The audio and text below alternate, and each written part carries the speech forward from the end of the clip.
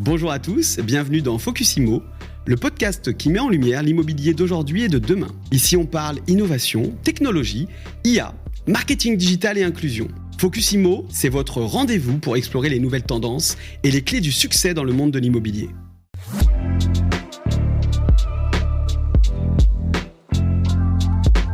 Alors effectivement, on parle souvent d'immobilier, mais pas que. Et aujourd'hui, on a la chance de recevoir Axel Alétru, un personnage haut en couleur. Bonjour Axel. Bonjour Xavier. Tu peux te présenter ? Oui, alors Axel Alétru, je me décris souvent comme l'homme aux plusieurs vies. Pourquoi ? Parce que j'ai 35 ans, mais malgré mon jeune âge, j'ai pratiqué beaucoup de sports de très haut niveau. Oui, on en parlera tout à l'heure. Depuis justement. mon enfance, j'ai baigné tout de suite dans le BMX. J'ai été plusieurs fois champion d'Europe et champion du monde. J'ai ensuite troqué mon vélo pour une moto. L'objectif était de vouloir devenir pilote professionnel de motocross. Et chose faite, en 2010, j'ai pu devenir vice-champion du monde junior, puis intégrer l'équipe KTM, qui est basée en Autriche, pour réaliser ce rêve et participer aux 15 épreuves dans le monde entier. Alors justement, la suite, on en parlera juste après, on va pas spoiler, mais alors on se dit toujours pourquoi tout d'un coup immobilier et pourquoi Axel serait là ? Eh bien justement, je fais souvent des ponts et des parallèles. Aujourd'hui, on sait bien que dans les métiers de l'immobilier, dans l'entrepreneuriat au sens large, c'est difficile à la fois de recruter, de conserver ses équipes, de manager, de se retrouver face à soi-même quand justement on passe une situation délicate. Et on le sait, dans l'immobilier, on a traversé une crise ces 24 derniers mois assez importante. Et justement, je pense que tu pourras nous apporter des clés sur la résilience, justement. L'adaptation, la résilience, faire face au changement, je pense que c'est les clés qui m'ont permis de retrouver le chemin de ma vie, et des clés qui peuvent se transposer effectivement avec votre métier dans l'immobilier. Super. Alors justement, on va aller dans le vif du sujet. Allons-y. Tout va bien pour toi jusqu'en 2010. Alors rapidement, quand tu dis tout va bien, je crois que tu as commencé par le BMX, si je dis pas de bêtises. Ton père était également athlète ? Alors, mon père était semi-athlète, si je peux dire. Il était champion régional. Il a gagné l'épreuve qui est mythique dans le Nord, qui est le Touquet, l'enduro du Touquet. Mais il n'était pas professionnel. D'accord. Mais depuis tout petit, j'ai baigné sur les terrains, la mécanique, ces choses-là, et c'était vraiment mon rêve. Mais mon père voulait pas que je fasse de moto. D'accord. Ouais, c'était. Mais tu as commencé par le BMX. C'était par le vélo ou directement la moto ? Du coup, mon père m'a dit il m'a dit la moto, c'est trop dangereux, je suis pas assez formé. Fais du vélo. Donc j'ai fait du vélo. Et il m'a dit, si un jour tu es champion d'Europe ou champion du monde de BMX, là potentiellement je t'achèterai une moto. Donc c'est pas tombé dans l'oreille d'un sourd. Génial. Et donc justement... 3 fois champion d'Europe, 3 fois champion du monde de BMX. De BMX. Et là, tu bascules à la moto. Et là, je bascule au motocross. Mon père m'achète ma première moto. T'as quel âge ? J'ai 2001, 11 ans. 11 ans. Donc, oui. c'est très jeune en même temps. Jeune, mais un peu déjà tard, tout de même. Hein. D'accord. Ouais, parce que un peu comme en karting ou dans tous les sports, je pense que pour performer, il faut commencer vers 5-6 ans. Mais le BMX n'a pas été une perte du temps, parce qu'avec mes aptitudes de BMXeur, qui peuvent être l'équilibre, les sauts, les virages, on peut transposer très vite ça à la moto avec le moteur. Donc ça n'a pas été une perte de temps, on va dire. Mais oui, donc tu as évolué assez vite. Voilà, donc j'ai pu évoluer assez vite, mais au début j'avais des petites lacunes par rapport à mes concurrents. D'accord. Et donc il se passe quoi ? Il se passe des bonnes choses. Tu commences en quelle année du coup le BMX ? Le motocross ou BMX ? Le motocross, pardon. Le motocross, 2001. 2001, d'accord. Et jusqu'en 2010 à peu près ? Jusque mon accident. Voilà, c'est ça. Voilà. Donc durant ces 10 ans, 9 ans, une carrière avec des super titres, champion de France, vice-champion du monde junior, des super perfs dans pas mal de championnats. Et tout bascule en Lettonie, si je dis pas de bêtises. Voilà. Grand Prix de Lettonie, qui n'est pas le meilleur des pays pour tomber à l'époque, il y a 15 ans presque maintenant, où les moyens médicaux ne sont pas du tout les mêmes que chez nous. Et alors, comment ça se passe ? Parce que là, si je dis pas de bêtises, t'es en pleine action. Première manche. Voilà. Ouais. Et tu sens qu'il va se passer quelque chose ? Le sol est différent Non. Alors, il y a une texture qui est spéciale dans ce pays. Un sable jaune, un peu humide, glissant, mou. Enfin, voilà, c'est pas ce que j'ai l'habitude par rapport à des terrains très durs chez nous en France. Et une chute qui survient violemment. Je ne vais pas dire que je sentais qu'il allait se passer quelque chose, c'est pas vrai. tout se passait bien, j'avais des super trajectoires, tout ça. Et je prends une bosse qui m'éjecte de la moto. Je ne saurais pas pourquoi. Peut-être un problème mécanique. Je sais pas ce qui s'est passé. Et là, en fait, tu je suis expulsé de la sautes. moto. Même pas d'ornière, c'est une bosse. Une ornière, mais avec des trous, tout ça. Enfin, difficile, c'est du sable, avec ça change chaque tour. Donc, je suis expulsé de la moto et je réceptionne sur les fesses. Et là, grand crack dans la moelle épinière. Et là, tu bouges plus, t'es conscient? J'ai la chance de rester conscient. D'accord. Et là, je suis... je peux même pas dire allongé parce que je suis assis, en train d'essayer de tenir assis avec mes mains qui sont sur le sol. Et je n'arrive limite même pas à tenir assis. Et là, tu te dis quoi? Tu sens que tu bouges plus ou t'oses pas bouger de toute façon de peur de t'être cassé quelque chose? Là, je souffre horriblement. D'accord. Et je suis vraiment... effondré parce que je sens tout de suite que c'est Il va très se grave. Tout de suite, je sens plus mes jambes. D'accord. Et là, on vient de chercher. En plus, les moyens médicaux là-bas doivent être compliqués. Donc, du coup, c'est une planche de bois. C'est quoi comme brancard? C'est les moyens médicaux difficiles là-bas. Une ambulance des années 90 voire 80, une planche de bois pour me transférer. Ah oui, c'est ça. Normalement, il y a un hélicoptère. Il n'y avait pas d'hélicoptère. Donc, 1 heure de route sur des routes défoncées en Lettonie. Des médecins qui ne parlent pas anglais là-bas. Une opération tout de même qui se passe bien. D'accord. J'ai la chance d'avoir un médecin de chez Red Bull qui a été affrété d'Autriche directement pour un chirurgien pour l'opération. Donc ça se passe correctement. Et en fait, la problématique, c'est faut être opéré dans les 6-8 heures maximum pour la colonne vertébrale. Pourquoi? Parce que quand tu te casses la colonne vertébrale, tu as un liquide qui se déploie dans la moelle épinière et ce liquide attaque tes nerfs, les ronge. Et après, c'est fini, quoi. C'est très problématique. Donc, il faut très vite enlever l'œdème avec une opération. Et si tu attends plus de 8 heures, il y a très peu de chances que tu récupères. Et tu as été opéré dans les temps? 5 heures, moi. 5 heures, donc du coup, de ce côté-là, c'était... Médecin de Red Bull a pris jet privé direct et est arrivé en Lettonie quelques heures plus tard. Le temps de m'installer, tout ça, j'ai été opéré.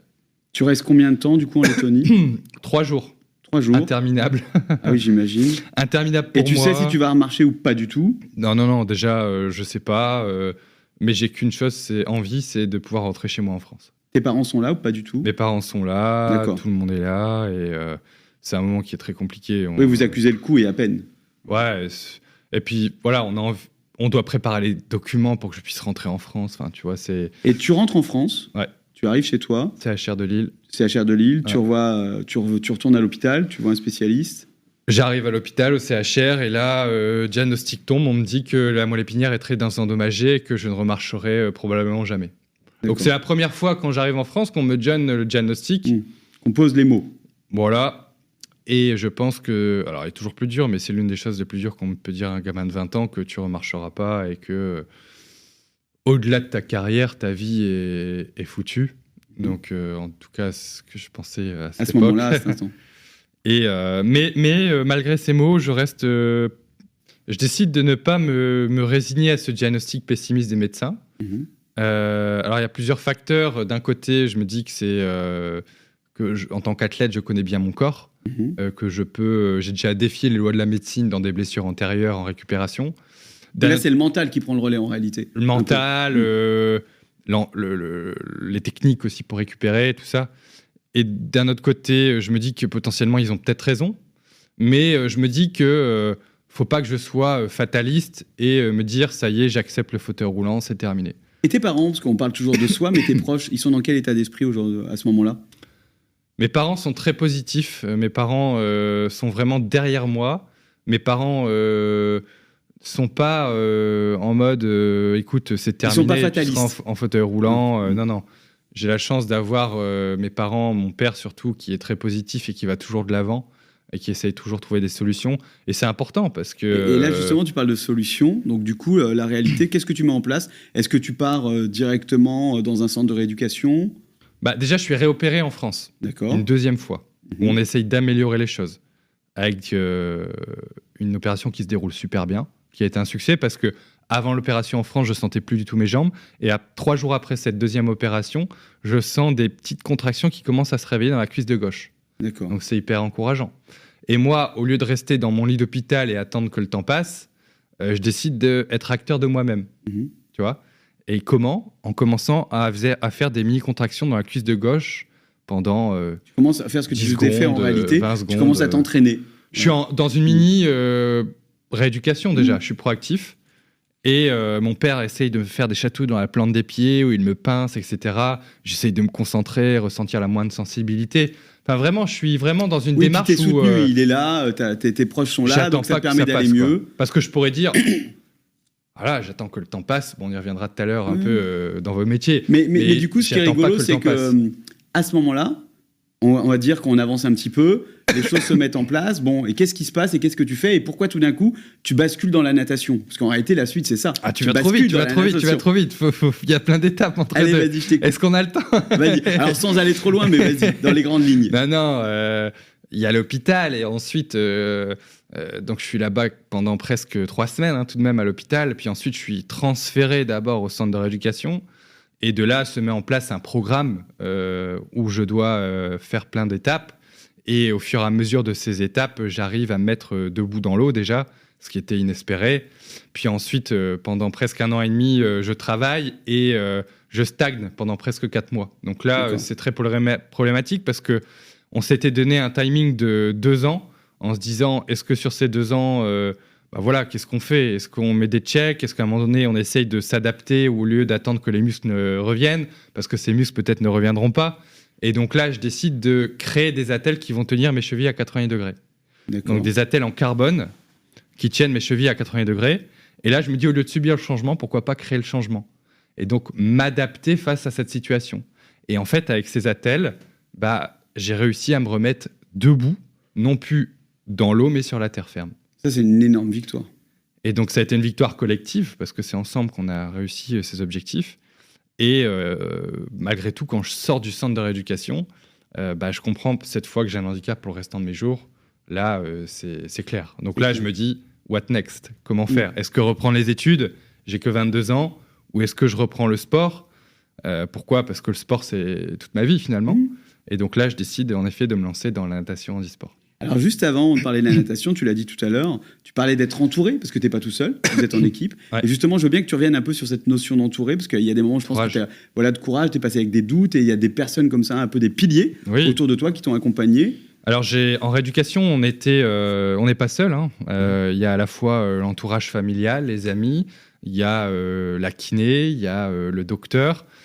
Et ce qui est difficile parfois, c'est que tu as beau être leader dans cette équipe, quand tu as des objectifs qui sont sur long terme, quand je dis long terme, pour moi là-bas, c'était 2 ans, les gens peuvent s'essouffler face à une situation où tu stagnes pendant 4, 5, 6 mois. Et ce qui est normal, ce qui est humain, parce que les gens ne voient pas la progression, ou du moins très peu. Et donc, c'est important, il était important pour moi et avec ma kiné de valoriser ces petites victoires. En fait, je dis toujours, pour faire prendre conscience qu'on avance. Je dis toujours, on célèbre jamais assez les petites victoires. C'est vrai. Et indirectement, c'est ces petits paliers qui font qu'arrive un moment où on peut franchir des grands paliers. C'est très important parce que quand tu célèbres, quand tu fêtes ces petites victoires, ça te permet de te dire, OK, par rapport à il y a 4 mois, on a quand même avancé. Tu vois ? OK, on est encore loin de l'objectif, mais on avance. Et tout le monde célèbre ça en même temps. Et c'est important de mettre tout le monde dans ce panier parce que c'est ensemble qu'on avance. On ne sait pas qui contribue le plus, on s'en fout. Mais en tout cas, chacun met sa pierre à l'édifice et on avance sur le projet. D'accord. Et c'est surprenant parce qu'au départ, même s'il y avait une équipe, tu étais plutôt sur un sport assez individuel. Et tu continues avec un sport individuel qui est la natation. Mais pour autant, il y a ce côté collectif, poussé. Individuel, natation, mais avec un collectif derrière. Ouais, c'est ça. C'est important parce qu'on met souvent en avant sur le podium l'athlète, quoi.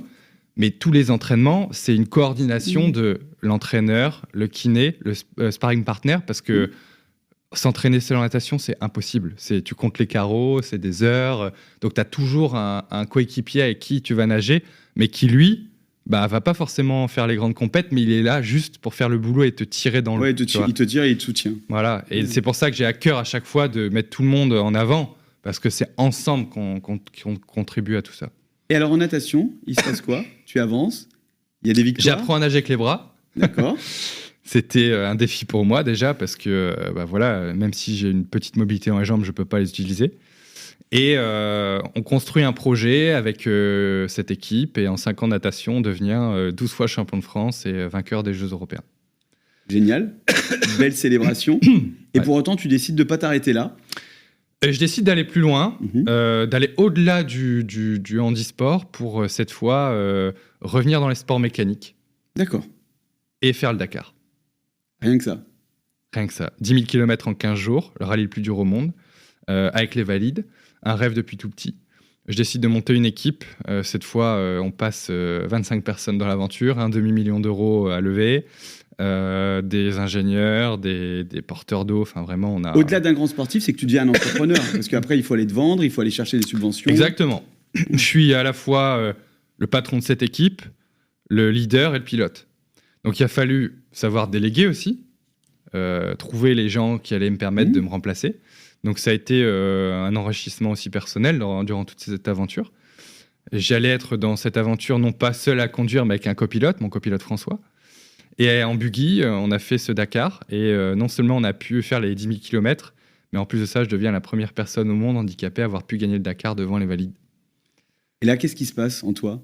C'est une célébration, c'est de l'émotion. À un moment, tu pleures, enfin, tu te dis waouh, j'y suis arrivé, ou tu penses déjà au projet d'après ? Alors cette fois, contrairement aux autres fois, j'ai décidé de le célébrer. D'accord. Parce qu'avant l'accident, en rééducation, je célébrais les petites victoires, etc. Mais quand j'étais dans le motocross, avant l'accident, j'avais du mal à célébrer parce qu'on se projetait tout le temps sur une nouvelle compétition. Et là, quand j'ai terminé le Dakar, là, je me suis dit, waouh, là, il faut savourer l'instant présent, c'est important. L'instant présent. Et après le Dakar, justement, on entend parler d'un mot qui s'appelle « Je peux ». Ouais. Voilà. Alors, tu peux nous en dire plus ? Alors, ça a commencé au Dakar, #Je peux 2020. D'accord. Un slogan qui était important pour moi sur cette aventure, démontrer que tout est possible au grand public, qu'on soit entrepreneur, étudiant, manager, on a tous des rêves, des ambitions, pro et perso, hein. Mais voilà, on a tous les ressources mentales en nous pour y arriver. Et donc, pour monter ce projet, voilà, j'ai voulu avoir ce slogan parce que l'emmener jusqu'à l'arrivée, c'était important pour moi. Et donc, après Je peux 2020, il y a eu malheureusement le Covid. Donc, il y a eu quelques années sans rien. Et ensuite, il y a eu Je peux 2024 avec la boucle qui est bouclée, remonter sur une moto pour faire l'enduro du Touquet. Et là ? Un défi le plus dur de ma carrière. D'accord. Le plus dur de ma carrière parce que très dangereux. Il n'y a pas 4 roues, il y a 2 roues. Il y a le Touquet, l'enduro du Touquet, c'est 1300 pilotes sur une plage, 3 heures de course. Alors pour moi, 3 heures de course, c'est impossible. Mais faire le départ, une ligne droite qui fait 6 km à 170 km/h, c'était déjà un gros défi. Et l'objectif, c'était de pouvoir faire le whole shot. Donc, c'est partir premier devant les 1300 pilotes au bout des 6 km de victoire, de ligne droite. Donc, on a développé une moto. J'ai dû convaincre les organisateurs, la fédération. 10 jours avant, on m'a dit, écoute, c'est plus possible, tu dois partir dernier, c'est trop dangereux. Enfin, voilà, un projet de folie. Mais j'ai réussi. J'ai réussi à être sur le départ. C'était déjà une énorme victoire. Et en plus de ça, j'ai pu réaliser ce défi et partir deuxième devant les 1300 pilotes. Donc, ça a été un truc de fou. Encore une célébration. Malade mental. Ensuite, il y a Je peux 2025, du coup, cette année. Il y a cette année Je peux 2025 avec le Paris-Roubaix. D'accord. Où l'objectif est... alors, ma performance à moi, c'est de faire les 70 km parce qu'il y a les pavés, il y a l'enfer du Nord. Hein, il peut pleuvoir, avoir de la neige, tout ce qu'il peut y avoir. Donc déjà, pour moi, aller au bout, ça serait un gros challenge. Mais j'ai eu envie d'emmener avec moi des collaborateurs, un peloton inclusif en fait, avec des gens qui n'ont jamais fait de sport, des grands sportifs, des femmes, des toujours hommes. Dans cette idée, en tout cas, d'avoir une équipe et de copartager et de célébrer un peu les victoires. En fait, je me suis dit, c'est bien, tout le monde me suit sur mes défis, viennent me voir, mais j'ai envie que ces gens-là puissent vivre l'histoire avec moi sur le vélo. Et alors justement, cette histoire, c'est aussi la partager avec du monde. Et tout d'un coup, on parle de Canal+. Je crois qu'il y a un documentaire qui se met en place. Alors, le docu, il sort le 17 avril prochain. Dans quelques jours. Dans quelques jours, effectivement. Donc, une rétrospective de toute ma vie avec le fil rouge qui était l'enduropale du Touquet, remonté sur une moto. Donc, on profite de cet événement Paris-Roubaix pour aussi mettre en avant le film, etc. Et donc, sur ce Paris-Roubaix, ça va être une aventure humaine aussi, parce qu'à la base, on a été 50 personnes dans ce peloton, parce que le peloton se nomme Je peux 2025, après 80, après 100, après 120, après 150 et aujourd'hui 170. Donc on vise les 200. Non, on s'arrête là. D'accord. Alors tu vois, justement, je fais un point parce qu'il y a quand même, à travers de tous ces déboires et ces échecs, parce qu'on peut le dire, parce qu'on a raccourci très vite les choses, mais il y a beaucoup de remises en question, il y a beaucoup de moments de doute. Et moi, je fais un parallèle, parce que tu vois, dans l'immobilier, ça fait à peu près une quinzaine d'années, on le sent, on a du mal à recruter, on a du mal à fidéliser nos collaborateurs. Et je pense aujourd'hui que les méthodes ont changé. Et tu peux nous en dire un petit peu plus. Tu parlais d'équipe. Aujourd'hui, c'est quoi la bonne équipe? Comment on s'entoure bien? Comment on manage bien? Quel est un peu aujourd'hui ce qui a fonctionné pour toi en termes de management? Alors, j'ai voulu choisir des gens, je parle pour le Dakar par exemple, qui me connaissaient déjà un petit peu d'avant, mais surtout des gens qui étaient là pour le projet. Je pense que quand tu dis ça, il y a valeur derrière, il y a le mot valeur. J'y venais. Pour se retrouver autour d'un projet, faut qu'on ait quoi? Des valeurs communes. Voilà. Et si on a déjà des valeurs communes, pour aller dans un projet, c'est hyper important. Et je pense que quand on se reconnaît dans ces valeurs, déjà, on a envie de s'impliquer. Et si on s'implique, on est plus performant. Et je pense qu'aussi, je voulais des gens qui soient là, non pas juste pour la paye, parce qu'ils allaient être payés pour le Dakar, mais parce que ces gens-là croyaient en ce projet et que ces gens-là allaient se dire, OK, moi, je crois en toi, Axel, je crois en cette aventure. Alors, quand tu dis je crois en toi, moi, ce que je note, en tout cas, c'est que dans une entreprise, on a besoin d'un pilote, d'un chef d'orchestre. Et j'ai envie de dire qu'on a besoin, quand on est collaborateur, à ce moment-là, d'une vision. Voilà. Et peut-être ce qu'on peut déjà dire à un entrepreneur, qui, peu importe son segment de métier, en réalité, qu'on doit pouvoir être celui qui permet de donner une vision au collaborateur. Exactement. Et ça va lui permettre de le rassurer. C'est ça, et c'est ce que j'avais fait au Dakar. J'avais donné une vision avec des objectifs, des choses réalistes, une roadmap en fait finalement. Et voilà, on a eu pas mal de gens qui se sont présentés pour rejoindre l'aventure.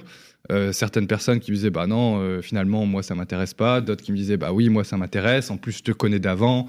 C'est un projet dans lequel je me reconnais.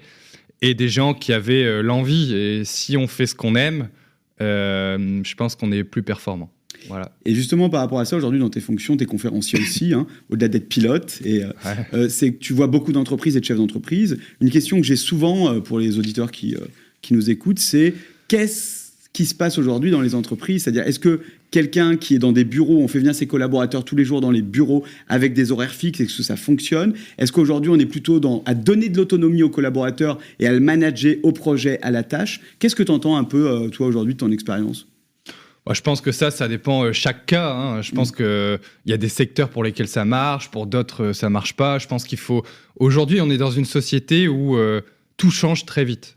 L'adaptabilité. Donc, il faut vraiment savoir s'adapter aux changements, se remettre en question aussi sur des protocoles qui existent depuis peut-être 50 ans dans des secteurs de métier. Oui, donc, se moderniser et accepter de se remettre en question. Et ça, c'est la clé, savoir s'adapter. Donc, savoir aussi s'entourer, comme on l'a dit. Donc, aujourd'hui, voilà, il y a des modèles qui fonctionnent pour certains secteurs, d'autres pour non. Et il ne faut pas se formaliser à des anciennes années, des 50 dernières années où ça fonctionnait comme ça. Et maintenant, il faut se remettre en question, quoi. Et sur ce sujet, une question toute bête, parce que quand on est chef d'entreprise, on sait ce que c'est, la résilience. C'est-à-dire qu'à un moment, on se dit, je ne vais jamais y arriver. Et puis, on se donne une to-do list le matin avec 50 choses à faire. Puis, en fin de journée, on en a fait 0 parce qu'on a été happé par le quotidien.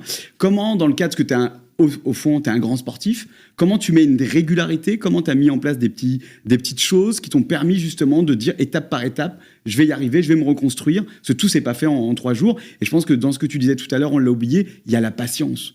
Et non pas l'impatience, il y a les deux qui peuvent se mêler. Le maître mot. Voilà. Et comment justement ça, tu as pu mettre des choses en place? Alors je suis quelqu'un déjà où je suis très exigeant avec moi-même. Donc exigeant aussi avec les autres, mais il faut savoir prendre de la hauteur parce que tout le monde ne peut pas être au même niveau d'exigence.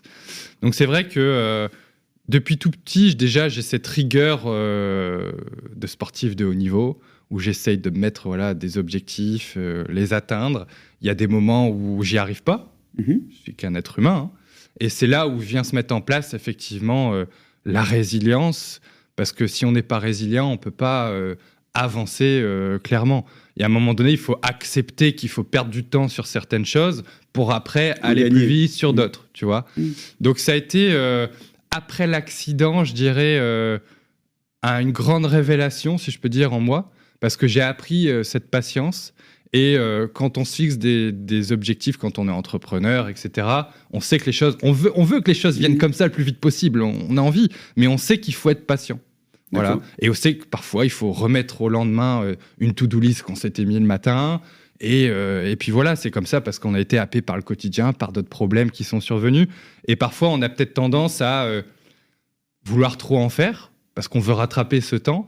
Mais je pense que c'est important de prendre de la hauteur quand même sur tous ces sujets. C'est-à-dire, en fait, vaut mieux fonctionner avec des micro-tâches quotidiennes qui nous permettent d'avancer et de nous entraîner que de vouloir tout de suite aller trop loin. Voilà. Merci. Alors, je saute complètement de sujet parce qu'indirectement, on va mettre des mots aussi sur ta situation. Tu es une personne aujourd'hui en situation de handicap. Clairement. Et on le voit bien aujourd'hui dans l'immobilier. On a tout ce qui est accessibilité pour les personnes à mobilité réduite. Qu'est-ce que tu en penses aujourd'hui ? Est-ce que tu trouves justement que dans l'immobilier, on a fait suffisamment de choses ? Est-ce qu'aujourd'hui, on a encore un train de retard ?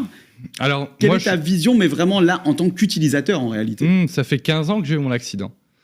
Donc, si on revient en 2010... il n'y avait pas encore la loi sur... Il y a beaucoup de choses qui ont évolué. Donc, on va dans le bon sens, clairement, mais il y a encore beaucoup de boulot. On n'est pas... Enfin, je veux dire, je parle pour la France, les plus mauvais élèves... en Europe ou dans le monde. Ça, c'est bien de le rappeler, parce qu'on est souvent en train de se dire entre Français qu'on n'en fait jamais assez. Voilà. On n'est pas les plus mauvais, il faut le dire, c'est important, mais on n'est pas les meilleurs. Mais ça évolue. Et c'est vrai que moi, qui ai une famille aussi, avec des enfants, dans l'immobilier, parfois, je me retrouve dans des situations qui peuvent être complexes, quoi. Faut le dire ce qui est.